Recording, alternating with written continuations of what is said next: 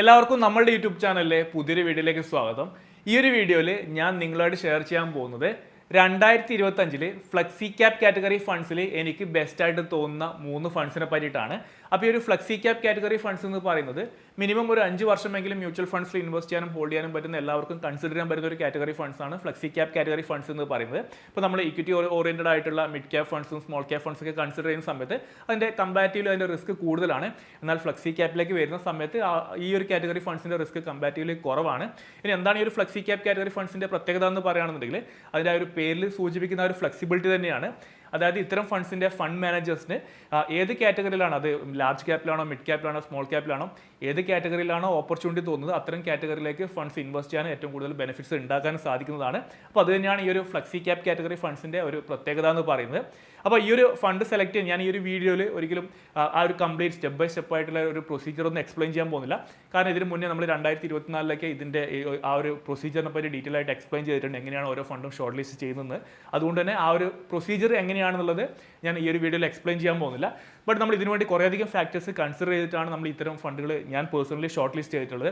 അതിൻ്റെ കുറേയധികം ഇതിൻ്റെ ഒരു ലോങ് ടേം റിട്ടേൺസ്, അതുപോലെ തന്നെ മറ്റ് ഫാക്ടേഴ്സായ ബീറ്റ, ആൽഫ, അതുപോലെ വേറെയും കുറേയധികം ഫാക്ടേഴ്സ് കൺസിഡർ ചെയ്തിട്ടാണ് ഈ ഫണ്ടുകൾ ഷോർട്ട് ലിസ്റ്റ് ചെയ്തിട്ടുള്ളത്. അപ്പോൾ ആ ഒരു പ്രൊസീജിയർ ഞാൻ എക്സ്പ്ലെയിൻ ചെയ്യുന്നില്ല, ജസ്റ്റ് ഫണ്ട്സിനെ പറ്റിയിട്ടും അതിൻ്റെ കുറച്ച് കാര്യങ്ങൾ മാത്രമാണ് നമ്മൾ ഡിസ്കസ് ചെയ്യാൻ പോകുന്നത്.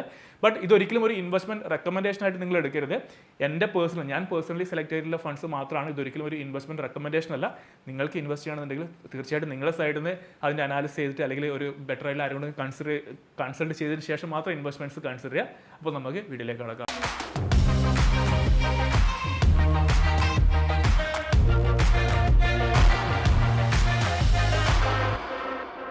വീഡിയോയിലേക്ക് കടക്കുന്നതിന് മുന്നേ ഒരു കാര്യം കൂടി, നിങ്ങൾക്ക് മ്യൂച്വൽ ഫണ്ട്സുമായി ബന്ധപ്പെട്ടിട്ടോ അല്ലെങ്കിൽ മ്യൂച്വൽ ഫണ്ട്സിൽ ഇൻവെസ്റ്റ്മെന്റ്സ് സ്റ്റാർട്ട് ചെയ്യുന്നതുമായി ബന്ധപ്പെട്ടിട്ടോ എന്തെങ്കിലും തരത്തിലുള്ള ഡൗട്ടോ കാര്യങ്ങളോ ഉണ്ടെന്നുണ്ടെങ്കിൽ താഴെ കൊടുത്തിട്ടുള്ള വാട്സപ്പ് നമ്പറിൽ നിങ്ങൾക്ക് നമ്മുടെ ടീമിനെ കോൺടാക്ട് ചെയ്യാനും നിങ്ങളുടെ ഡൗട്ട് ക്ലിയർ ചെയ്യാനും സാധിക്കുന്നതാണ്.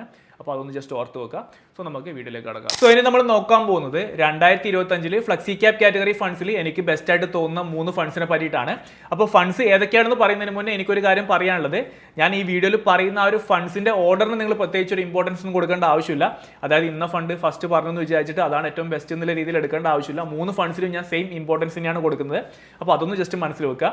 അപ്പോൾ ഇനി സ്ക്രീനിലേക്ക് വരികയാണെങ്കിൽ ഈ ഒരു ഫ്ലെക്സി ക്യാപ് കാറ്റഗറി ഫണ്ട്സിൽ നമ്മുടെ ആദ്യത്തെ ഒരു ഫണ്ട് എന്ന് പറയുന്നത് പാരിക് ഫ്ലെക്സി ക്യാപ് ഫണ്ടാണ്. നിങ്ങളെല്ലാവരും കേട്ടിട്ടുണ്ടാവാൻ സാധ്യതയുള്ള മ്യൂച്വൽ ഫണ്ട്സിനെ പറ്റി നിങ്ങൾ നോക്കിയിട്ടുണ്ടെങ്കിൽ കേട്ടിട്ടുണ്ടാവാൻ സാധ്യതയുള്ള ഒരു ഫണ്ടാണ് പാരിക് ഫ്ലെക്സി ക്യാപ് ഫണ്ട് എന്ന് പറയുന്നത്. ഈവൻ ഞാൻ പോലും പല വീഡിയോകളിലായിട്ട് പറഞ്ഞിട്ടുള്ള ഒരു ഫണ്ടാണ്. ഞാൻ പേഴ്സണലി ഇൻവെസ്റ്റ് ചെയ്യുന്ന ഒരു ഫണ്ട് കൂടിയാണ്. ഈ ഒരു ഓൾമോസ്റ്റ് കഴിഞ്ഞൊരു 5 വർഷത്തിൽ കൂടുതലായിട്ട് ഞാൻ പേഴ്സണലി ഇൻവെസ്റ്റ് ചെയ്യുന്ന ഒരു ഫണ്ടാണ് ഈ ഒരു പാരിക് ഫ്ലെക്സി ക്യാപ് ഫണ്ട് എന്ന് പറയുന്നത്. കൺസിസ്റ്റന്റ് ആയിട്ട് ഈ ഒരു കാറ്റഗറിയിൽ പെർഫോം ചെയ്യുന്ന വളരെ നല്ലൊരു ഫണ്ടാണ് പാരിക് ഫ്ലെക്സി ക്യാപ് ഫണ്ട് എന്ന് പറയുന്നത്. നമ്മൾ ഇതിൻ്റെ കുറച്ച് ഡീറ്റെയിൽസിലേക്ക് നോക്കുകയാണെന്നുണ്ടെങ്കിൽ ഈ ഫണ്ടിൻ്റെ കറണ്ട് അസറ്റ് അണ്ടർ മാനേജ്മെന്റ് വരുന്നത് AUM വരുന്നത് 87,000 കോടിയാണ്. അപ്പോൾ കറന്റ് ഞാൻ ഈ ഒരു ഫണ്ടിൽ കാണുന്ന ഒരു ചെറിയൊരു നെഗറ്റീവ് സൈഡ് എന്ന് പറയുന്നത് ഇതിന്റെ AUM വളരെ കൂടുതലാണ്. കാരണം ഇതിന്റെ റീസൺ എന്ന് പറയുന്നത് നമ്മൾ ഏത് മ്യൂച്വൽ ഫണ്ട് ഇൻവെസ്റ്റ്മെന്റ് പ്ലാറ്റ്ഫോമിൽ പോയിട്ട് ടോപ്പ് പെർഫോമിംഗ് ഫണ്ട്സ് എടുത്ത് കഴിഞ്ഞാൽ കാണുന്ന ഒരു ഫണ്ടാണ് ഈ പർട്ടിക്കുലർ ഫണ്ട് എന്ന് പറയുന്നത്. അപ്പോൾ അങ്ങനെ കാണുന്ന സമയത്ത് എല്ലാവരും ഇത്തരം ഫണ്ടുകളിലേക്ക് ഇൻവെസ്റ്റ് ചെയ്യും. അപ്പോൾ ഒരു ഷോർട്ട് പീരീഡിൽ വലിയൊരു ഫണ്ട് ഇത്തരം ഫണ്ടുകളിലേക്ക് വരുന്ന സമയത്ത് അതിന്റെ ഫണ്ട് മാനേജേഴ്സിന് അങ്ങനെ ആ ഒരു ഷോർട്ട് പീരീഡിൽ വരുന്ന ഫണ്ട് മാനേജ് ചെയ്യുക എന്ന് പറയുന്നത് പലപ്പോഴും ബുദ്ധിമുട്ടാവാറുണ്ട്. അതുകൊണ്ട് തന്നെ ഷോർട്ട് ടൈമിലേക്ക് ആ ഒരു ഫണ്ടിന്റെ പെർഫോമൻസ് മോശമാവാൻ സാധ്യതയുണ്ട്. അപ്പോൾ അതാണ് ഞാൻ കാണുന്ന ഒരു നെഗറ്റീവ് സൈഡ് എന്ന് പറഞ്ഞ ഒരു ഫണ്ടിൽ. ബാക്കി എല്ലാ തരത്തിലും നല്ല രീതിയിൽ മാനേജ് ചെയ്യുന്ന ഒരു ഫണ്ടാണ്. ഇതിന്റെ എക്സ്പെൻസ് റേഷ്യോ ഒക്കെ നോക്കുകയാണെങ്കിൽ 0.63% ആണ്. വളരെ ചെറിയൊരു എക്സ്പെൻസ് റേഷ്യോ മാത്രമാണ് ഈ ഒരു ഫണ്ട് ചാർജ് ചെയ്യുന്നത്. ഈവൻ ഞാൻ പറഞ്ഞു, ഞാൻ പേഴ്സണലി കഴിഞ്ഞൊരു 5 വർഷമായിട്ട് ഇൻവെസ്റ്റ് ചെയ്യുന്ന ഒരു ഫണ്ടാണ്. ജസ്റ്റ് നോക്കുകയാണെന്നുണ്ടെങ്കിൽ ഞാൻ ഇതുവരെയായിട്ട് ഏകദേശം 2 ലാഖിൻ്റെ അടുത്താണ് ഈ ഒരു ഫണ്ടിലേക്ക് ഇൻവെസ്റ്റ് ചെയ്തിട്ടുള്ളത്.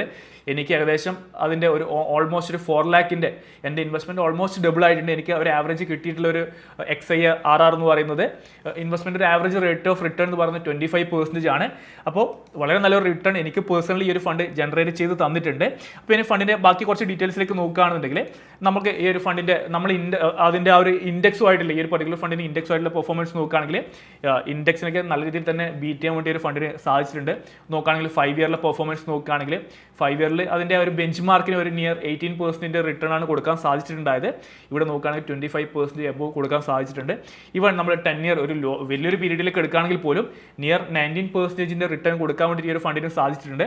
അപ്പോൾ ഇവിടെ നോക്കുകയാണെങ്കിൽ ഓക്കെ, ഈ ഒരു കാറ്റഗറി, ഈ ഒരു സെയിം കാറ്റഗറിയിൽ വരുന്ന മൊത്തത്തിലൊരു ആവറേജ് വെച്ച് നോക്കുകയാണെങ്കിൽ പോലും കാറ്റഗറിനെ ബീറ്റ് ചെയ്യാൻ വേണ്ടി ഒരു ഫണ്ടിന് സാധിച്ചിട്ടുണ്ട്. നമ്മൾ നോക്കുകയാണെങ്കിൽ 5 ഇയേഴ്സിൽ നോക്കുകയാണെങ്കിൽ കാറ്റഗറി ആവറേജ് എന്ന് പറയുന്നത് നിയർ 20% ആണ്. ഈ പർട്ടിക്കുലർ ഫണ്ടിന് 25% 5 ഇയറിൽ കൊടുക്കാൻ പറ്റിയിട്ടുണ്ട്.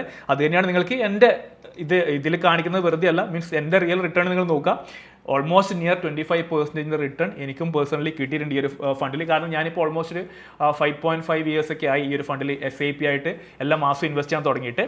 ഇനി ഒരു ഫണ്ടിൻ്റെ അസറ്റ് അലോക്കേഷനിലേക്ക് വരികയാണെങ്കിൽ ഞാൻ നേരത്തെ പറഞ്ഞ പോലെ ഇത് ഫ്ലെക്സി ക്യാപ് കാറ്റഗറി ഫണ്ട്സിന് അവരുടെ ആ ഒരു ഫണ്ട് മാനേജേഴ്സിന് ആ ഒരു ഫ്ലെക്സിബിലിറ്റി ഉണ്ട്. അവർക്ക് മിഡ് ക്യാപ്പിലും സ്മോൾ ക്യാപ്പിലോ അല്ലെങ്കിൽ ഏതിലാണോ ലാർജ് ക്യാപ്പിലാണോ ഏതിലാണോ കൂടുതൽ ഓപ്പർച്യൂണിറ്റി കാണുന്നത് അവർക്ക് അതിനനുസരിച്ച് ഫണ്ട്സ് സ്വിച്ച് ചെയ്യാനുള്ള ഒരു ഫ്ലെക്സിബിലിറ്റി ഫണ്ട് മാനേജേഴ്സിനുണ്ട്. ഇപ്പോൾ കറന്റ് നോക്കുകയാണെങ്കിൽ ഈ ഫണ്ട് ഹോൾഡ് ചെയ്യുന്ന 70% എബോ ലാർജ് ക്യാപ്പിലും മിഡ് ക്യാപ്പിലും വളരെ ചെറിയ, മിഡ് ക്യാപ്പിലും സ്മോൾ ക്യാപ്പിലും വളരെ ചെറിയ പെർസെൻറ്റേജ് മാത്രമാണ് ഹോൾഡ് ചെയ്യുന്നത്. ഓൾമോസ്റ്റ് മോർ ദാൻ 15% ഇത് കറന്റ് ഹോൾഡ് ചെയ്യുന്നത് ഡെറ്റ്സിലാണ്. ഓക്കെ, കാരണം മാർക്കറ്റ് ഇപ്പോൾ നോക്കിക്കഴിഞ്ഞാൽ റീസെൻ്റ്ലി മാർക്കറ്റ് കുറച്ച് വീക്കാണ്, മേ ബി അതുകൊണ്ടായിരിക്കും അവർ ഫണ്ട്സ് സ്വിച്ച് ചെയ്തിട്ടുണ്ടാവുക. ഇനി നോക്കുകയാണെങ്കിൽ ഈ ഒരു ഫണ്ടിൻ്റെ ഇൻവെസ്റ്റ്മെൻറ്റ്സ് നമുക്ക് കാണാൻ പറ്റും, ഏതൊക്കെ സ്റ്റോക്സിലാണ് ഏറ്റവും കൂടുതലായിട്ട് ഇൻവെസ്റ്റ് ചെയ്തിട്ടുള്ളത്. ഇപ്പോൾ നോക്കുകയാണെങ്കിൽ HDFC ബാങ്ക്, അതിൻ്റെ ഹോൾഡിങ്സ് നമുക്കിവിടെ കാണാൻ പറ്റുന്നുണ്ട്. അപ്പോൾ നോക്കുകയാണെങ്കിൽ വളരെ നല്ല രീതിയിൽ പെർഫോം ചെയ്യുന്നൊരു ഈ ഒരു കാറ്റഗറിയിൽ വരുന്നൊരു ഫണ്ടാണ് പാരാക് ഫ്ലെക്സി ക്യാപ് ഫണ്ട് എന്ന് പറയുന്നത്. ഇനി നമ്മൾക്ക് ഈ ഒരു ഫ്ലെക്സി ക്യാപ് കാറ്റഗറിയിൽ പറഞ്ഞ 3 ഫണ്ട്സിൽ രണ്ടാമത്തെ ഫണ്ട് എന്ന് പറയുന്നത് JM ഫ്ലെക്സി ക്യാപ് ഫണ്ടാണ്. മേ ബി നിങ്ങൾ ഈ ഒരു പർട്ടിക്കുലർ ഫണ്ട് ഹൗസിനെ പറ്റി കൂടുതലായിട്ട് കേട്ടിട്ടുണ്ടാവാൻ സാധ്യത, മേ ബി കൂടുതലായിട്ടും കേട്ടിട്ടുണ്ടാവുക ഈ പറയുന്ന HDFC, അതുപോലെ തന്നെ പാരാക് അങ്ങനത്തെ SBI പോലെ തന്നെ അല്ലെങ്കിൽ കാനറ പോലെ തന്നെ ഫണ്ട് ഹൗസ് ഒക്കെ ആയിരിക്കും കേട്ടിട്ടുണ്ടാവുക. അപ്പോൾ ഈ ഒരു ഫ്ലെക്സി ക്യാപ് കാറ്റഗറിയിൽ നല്ല രീതിയിൽ പെർഫോം ചെയ്യുന്ന ഒരു കാറ്റഗറി ഫണ്ടാണ്, അല്ലെങ്കിൽ ഒരു ഫണ്ടാണ് JM ഫ്ലെക്സി ക്യാപ് ഫണ്ട് എന്ന് പറയുന്നത്. അപ്പോൾ ഈ ഒരു ഫണ്ടിൻ്റെ പെർഫോമൻസ് നോക്കുകയാണെന്നുണ്ടെങ്കിലും നല്ല രീതിയിലൊരു പെർഫോമൻസ് കൊടുക്കാൻ വേണ്ടിയിട്ട് ഈ ഫണ്ടിനെ സാധിച്ചിട്ടുണ്ട്. ഇതിൻ്റെ എക്സ്പെൻസ് റേഷ്യോ നോക്കുകയാണെങ്കിൽ എക്സ്പെൻസ് റേഷ്യോ കുറവാണ്. നോക്കുക, ഈ ഫണ്ടിൻ്റെ AUM ഇത് ഓവറായിട്ട് എക്സ്പോസ്ഡ് ആയിട്ട് നമ്മൾ നോക്കുകയാണെങ്കിൽ ഒരു പാരാക്പാരിക്കുമായിട്ട് കമ്പയർ ചെയ്യുകയാണെങ്കിൽ പാരാക്പാരിക്കിൻ്റെ ഓൾമോസ്റ്റ് 90,000 crore അതിൻ്റെ ഒരു അസറ്റ് AUM എന്ന് പറയുന്നത്. അപ്പോൾ AUM കൂടുന്നത് ഭയങ്കര മോശമായിട്ട് ഒരു ഫാക്ടറാണെന്ന് ഞാൻ പറയുന്നില്ല. പെട്ടെന്നൊരു ഷോർട്ട് പീരീഡിൽ വലിയൊരു ഫണ്ട് വരുന്ന സമയത്ത് മാനേജ് ചെയ്യാൻ ചിലപ്പോൾ ബുദ്ധിമുട്ടാവാമെന്ന് മാത്രം. ഇപ്പോൾ ഇവിടെ നോക്കുകയാണെങ്കിൽ ഈ ഒരു ഫണ്ടിൻ്റെ നോക്കിക്കഴിഞ്ഞാൽ അതിൻ്റെ ഒരു 10% മാത്രം, ഈവൺ മേ ബി 10%-നേക്കാളും കുറവ് മാത്രമാണ് ഇതിൻ്റെ AUM വരുന്നത്. അതുപോലെ തന്നെ എക്സ്പെൻസ് റേഷ്യോ പാരാക്പാരിക്കിനേക്കാളും കുറവ് എക്സ്പെൻസ് റേഷ്യോ വരുന്ന ഫണ്ടാണ് 0.55 മാത്രമാണ് എക്സ്പെൻസ് റേഷ്യോ വരുന്നത്. ഇനി ഫണ്ടിൻ്റെ പെർഫോമൻസ് റിട്ടേൺസ് നമ്മൾ നോക്കുകയാണെങ്കിൽ ഞാൻ നേരത്തെ പറഞ്ഞതുപോലെ തന്നെ റിട്ടേൺസിൽ ബെഞ്ച് മാർക്കിനെയൊക്കെ നല്ല രീതിയിൽ ബീറ്റ് ചെയ്യാനും ഒരു ബെറ്റർ റിട്ടേൺ ജനറേറ്റ് ചെയ്ത് കൊടുക്കാനും ഈ ഫണ്ടിന് സാധിച്ചിട്ടുണ്ട്. നോക്കുകയാണെങ്കിൽ ഒരു 5 ഇയർ പീരീഡ് എടുത്ത് നോക്കുകയാണെങ്കിൽ നമുക്ക് 5 ഇയറിൽ പാരാക്പാരിക്ക് 25% എബോവ് കൊടുത്തിട്ടുണ്ടെങ്കിലും ഈ ഫണ്ട് നമുക്ക് ഒരു 24% അടുത്തുള്ള സ്റ്റിൽ നല്ലൊരു റിട്ടേൺ തന്നെ ഈ ഒരു പെർട്ടിക്കുലർ ഫണ്ടാണെങ്കിൽ നമുക്ക് തന്നിട്ടുണ്ട്. 10 ഇയർ 7 ഇയർ പീരീഡ് ഒക്കെ എടുത്ത് നോക്കിക്കഴിഞ്ഞാൽ പോലും നമുക്ക് ആ ഒരു ബെഞ്ച് മാർക്കിനെ ബീറ്റ് ചെയ്യാൻ വേണ്ടിയിട്ട് ഈ ഒരു പെർട്ടിക്കുലർ ഫണ്ടിന് സാധിച്ചിട്ടുണ്ട്. നമുക്ക് കാറ്റഗറി ആവറേജ് നോക്കിക്കഴിഞ്ഞാലും ഈ പറയുന്ന ഫണ്ട്സിൻ്റെ ആ ഒരു പെർഫോമൻസ് കാണാൻ പറ്റും. നല്ല രീതിയിൽ തന്നെ ഫണ്ട് പെർഫോം ചെയ്തിട്ടുണ്ട്. നല്ലൊരു നമുക്ക് വലിയൊരു ലോങ് പീരീഡിലൊക്കെ ഒരു 18-20% ഒക്കെ റിട്ടേൺ കിട്ടുക എന്ന് പറയുന്നത് വളരെ വലിയൊരു റിട്ടേൺ തന്നെയാണ്. നമ്മളുടെ ഇൻവെസ്റ്റ്മെൻറ്റ് നല്ല രീതിയിൽ കോമ്പൗണ്ട് ചെയ്ത് ഗ്രോ ചെയ്യാൻ നമുക്ക് നല്ലൊരു വെൽത്ത് ജനറേറ്റ് ചെയ്യാനും സാധിക്കും. അപ്പോൾ ലോങ് ടേമിൽ തന്നെയാണ് നമുക്ക് മ്യൂച്വൽ ഫണ്ട്സിലേക്ക് നമുക്ക് നല്ലൊരു വെൽത്ത് ജനറേറ്റ് ചെയ്യാൻ സാധിക്കുക. ഇനി ഈ പർട്ടിക്കുലർ ഫണ്ടിൻ്റെ അസറ്റ് അലോക്കേഷനിലേക്ക് വരികയാണെങ്കിൽ കമ്പാരിറ്റീവ് കുറച്ചും കൂടി ഒരു അഗ്രസീവ് നോക്കിക്കഴിഞ്ഞാൽ ഇപ്പോഴത്തെ സിറ്റുവേഷൻ, ഇപ്പോഴത്തെ ഒരു പോർട്ട്ഫോളിയോ അലോക്കേഷൻ വെച്ച് നോക്കുകയാണെങ്കിൽ കുറച്ചും കൂടി അഗ്രസീവായിട്ടാണ് JM ഫ്ലെക്സി ക്യാപ് നിൽക്കുന്നത്. ഇവിടെ നോക്കിക്കഴിഞ്ഞാൽ പാരാക്പാരിക്കിൻ്റെ നമുക്ക് ഓൾമോസ്റ്റ് 75% ലാർജ് ക്യാപ്പിലാണ് അവർ ഇൻവെസ്റ്റ് ചെയ്തിട്ടുള്ളത്. എനിക്കൊന്ന് കമ്പൈൻഡ് ആയിട്ട് ലെസ് ദാൻ 5% മാത്രമാണ് മിഡ് ക്യാപ്പിലും സ്മോൾ ക്യാപ്പിലും ഇൻവെസ്റ്റ് ചെയ്തിട്ടുള്ളത്. മേ ബി ഇപ്പോഴത്തെ മാർക്കറ്റ് ക്രാഷിൻ്റെതാവാം അവർ കുറച്ച് അവരുടെ പോർട്ട്ഫോളിയോ സ്വിച്ച് ചെയ്തിട്ടുണ്ടാവുക. എന്നാൽ ഇപ്പോഴത്തെ സിറ്റുവേഷൻ നോക്കുകയാണെങ്കിൽ JM ഫ്ലെക്സി ക്യാപ്പിൻ്റെ ഇൻവെസ്റ്റ്മെൻറ്റ്സ് ഓൾമോസ്റ്റ് 35%. അതാണ് ഞാൻ നേരത്തെ പറഞ്ഞത്, ആ ഒരു ഫ്ലെക്സിബിലിറ്റി എന്ന് പറഞ്ഞ ഫണ്ട് ഹൗസസിനുണ്ട് അല്ലെങ്കിൽ ഫണ്ട് മാനേജേഴ്സിനുണ്ട്. ഇപ്പോൾ ഇവിടെ നോക്കിക്കഴിഞ്ഞാൽ 36% അവർ സ്മോൾ ക്യാപ്പിലാണ് ഹോൾഡ് ചെയ്യുന്നത്. അതുപോലെ തന്നെ ലാർജ് ക്യാപ്പിൽ 48%, അതായത് ലെസ് ദാൻ 50% മാത്രമാണ് ഈ ഒരു ഫണ്ട് ലാർജ് ക്യാപ്പിലേക്ക് ഇൻവെസ്റ്റ് ചെയ്യുന്നത്. ഇനി ഇതിൻ്റെ ടോപ്പ് ഹോൾഡിങ്സും ടോപ്പ് സെക്ടേഴ്സൊക്കെ നമുക്കിവിടെ കാണാൻ സാധിക്കും. അപ്പോൾ ഈ ഒരു ഫ്ലെക്സി ക്യാപ് കാറ്റഗറിയിൽ നമ്മൾ സെലക്ട് ചെയ്യുന്ന രണ്ടാമത്തെ ഒരു ഫണ്ടാണ് JM ഫ്ലെക്സി ക്യാപ് ഫണ്ട് എന്ന് പറയുന്നത്. ഇനി നമ്മൾ ഈ കാറ്റഗറിയിലെ തേർഡ് ഫണ്ട് എന്ന് പറയുന്നത് ക്വാണ്ട് ഫ്ലെക്സി ക്യാപ് ഫണ്ടാണ്. അപ്പോൾ ഈ ഒരു ഫണ്ടിനെ പറ്റി പറയുന്നതിന് മുന്നേ നിങ്ങൾ മനസ്സിലാക്കേണ്ട ഒരു കാര്യം എന്ന് പറയുന്നത് ഈ ഒരു ഫണ്ട് ഹൗസ്, അതായത് ഈ ക്വാണ്ട് എന്ന് പറയുന്ന ഫണ്ട് ഹൗസ് നമ്മൾ നോക്കിക്കഴിഞ്ഞാൽ മനസ്സിലാക്കാൻ സാധിക്കും കമ്പാരിറ്റീവ്ലി ഒരു ഹൈ റിസ്ക് ടേക്കിംഗ് ആയിട്ടുള്ള ഫണ്ട് ഹൗസ് ആണ്. അതായത് കൂടുതൽ റിസ്ക് എടുത്തിട്ട് ഇൻവെസ്റ്റേഴ്സിന് കൂടുതൽ റിട്ടേൺസ് ഏൺ ചെയ്യാൻ വേണ്ടി ശ്രമിക്കുന്ന ഒരു ഫണ്ട് ഹൗസ് ആണ് ക്വാണ്ട് എന്ന് പറയുന്നത്. അപ്പോൾ നിങ്ങൾക്ക് ആ ഒരു കൂടുതൽ റിസ്ക് എടുക്കേണ്ട അല്ലെങ്കിൽ അത്രയും റിസ്ക് നിങ്ങൾക്ക് എടുക്കാൻ താല്പര്യമില്ല എന്നുണ്ടെങ്കിൽ മേ ബി നിങ്ങൾക്ക് ഈ ഒരു ഫണ്ടിനെ നിങ്ങൾക്ക് വേണമെങ്കിൽ അവോയ്ഡ് ചെയ്യാം. കാരണം കൂടുതൽ റിസ്ക് എടുക്കുക, കൂടുതൽ റിട്ടേൺ ജനറേറ്റ് ചെയ്യുക എന്നുള്ളതാണ് ഇവരുടെ ഒരു പോളിസി എന്നാണ് ഞാൻ പേഴ്സണലി മനസ്സിലാക്കിയിട്ടുള്ളത്. ഇനി ഈ ഫണ്ടിൻ്റെ പെർഫോമൻസിലേക്ക് നോക്കുകയാണെങ്കിൽ അത്യാവശ്യം നല്ല രീതിയിൽ തന്നെ പെർഫോം ചെയ്യാൻ വേണ്ടി നമുക്ക് AUM അസറ്റ് അണ്ടർ മാനേജ്മെന്റ് വരുന്നത് 7,000 കോടിയാണ് ഈ ഒരു ഫണ്ടിന്റെ AUM വരുന്നത്. അതുപോലെ തന്നെ എക്സ്പെൻസ് റേഷ്യോ വരുന്നത് ഓൾമോസ്റ്റ് സിമിലർ ആയിട്ടുള്ള എക്സ്പെൻസ് റേഷ്യോയാണ് വരുന്നത്. ഇനി പെർഫോമൻസ് നോക്കുകയാണെങ്കിൽ കോൺഫ്ലെക്സി ക്യാപ്പിലാണെങ്കിലും റിട്ടേൺസ് നമ്മൾ നോക്കിക്കഴിഞ്ഞാൽ കാണാൻ സാധിക്കും അത്യാവശ്യം നല്ല രീതിയിൽ തന്നെ ബെഞ്ച് മാർക്കിനെ ബീറ്റ് ചെയ്യാൻ വേണ്ടി ഒരു ഫണ്ടിന് സാധിച്ചിട്ടുണ്ട്.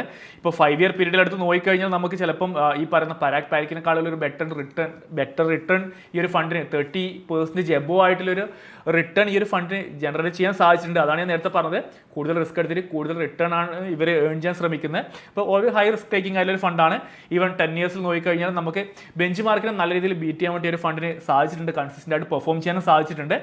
ഇനി ഈ ഫണ്ടിൻ്റെ ബാക്കി ഡീറ്റെയിൽസിലേക്ക് വരികയാണെങ്കിൽ നമുക്കിപ്പോൾ കറൻറ്റ്ലി നോക്കുകയാണെങ്കിൽ ഈ ഒരു ഫണ്ട് ഒരു സേഫ് ആയിട്ടുള്ള പൊസിഷനാണ്. കൂടുതലും ലാർജ് ക്യാപ്പിലാണ്. ഓൾമോസ്റ്റ് നമ്മൾ കണ്ട പരാഗ് പാരിക് പോലെ തന്നെ 75% എബോവും ലാർജ് ക്യാപ്പിലാണ്. ബട്ട് ഒരു സ്മോൾ ക്യാപ്പിൽ ഒരു 15% എബോ സ്മോൾ ക്യാപ്പിൽ കറൻറ്റ്ലി ഫണ്ട് ഹോൾഡ് ചെയ്യുന്നുണ്ട്. ടോപ്പ് ഹോൾഡിങ്സും കാര്യങ്ങളൊക്കെ നമുക്കിവിടെ കാണാൻ സാധിക്കും.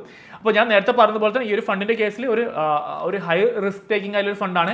മേ ബി നിങ്ങൾക്ക് വേണമെങ്കിൽ അങ്ങനെ ഒരു ഹൈ റിസ്ക് ടേക്കിംഗ് ഫണ്ട് നിങ്ങൾക്ക് വേണ്ടാന്നുണ്ടെങ്കിൽ നിങ്ങൾക്ക് വേണമെങ്കിൽ ഈ 3 ഫണ്ട്സിൻ്റെ ലിസ്റ്റിൽ വേണമെങ്കിൽ ഈ ഒരു ഫണ്ടിനെ റിമൂവ് ചെയ്തിട്ട് നിങ്ങൾക്ക് HDFC ഫ്ലെക്സി ക്യാപ്പ് വേണമെങ്കിൽ നിങ്ങൾക്ക് കൺസിഡർ ചെയ്യാൻ പറ്റുന്നതാണ്. HDFC ഫ്ലെക്സി ക്യാപ്പും നല്ല രീതിയിൽ തന്നെ പെർഫോം ചെയ്യുന്ന ഒരു ഫണ്ടാണ്. ഈ പരാഗ് പാരിക് കഴിഞ്ഞാൽ ഈ ഒരു കാറ്റഗറിയിൽ ഏറ്റവും കൂടുതൽ ഈ ഒരു AUM വരുന്ന ഫണ്ടാണ് HDFC flexi cap. Almost 60,000 above ആണ് ഈ ഫണ്ടിൻ്റെ ഒരു ഫണ്ട് സൈസ് വരുന്നത്.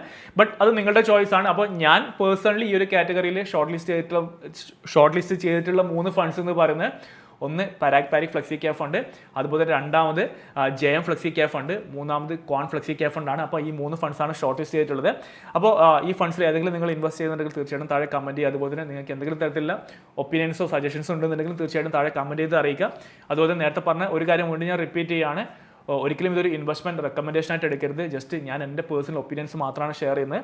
ഇൻവെസ്റ്റ്മെൻറ്റ്സ് ഡിസിഷൻസ് നിങ്ങൾ പേഴ്സണലി നിങ്ങളുടെ സൈഡിൽ നിന്ന് അനാലിസ് ചെയ്തിട്ട് മാത്രം എടുക്കുക, അല്ലാതെ ഒരിക്കലും ഇതൊരു റെക്കമെൻഡേഷൻ ആയിട്ട് എടുക്കരുത്. അപ്പോൾ ഇനി പുതിയൊരു വീഡിയോ ആയിട്ട് കാണുന്നവരെ ബൈ, താങ്ക് യു.